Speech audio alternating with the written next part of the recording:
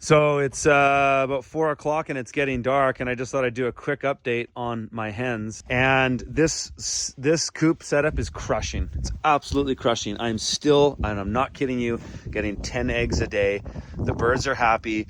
I feed them sprouted hen scratch and fermented layer mash, and I get 100% to 300% return on doubling of that value. They also get about 2 to 5 gallons of kitchen scraps every day, and that's what they eat. And I'm getting incredible value out of even just using the feed by sprouting it and fermenting it. It's absolutely incredible.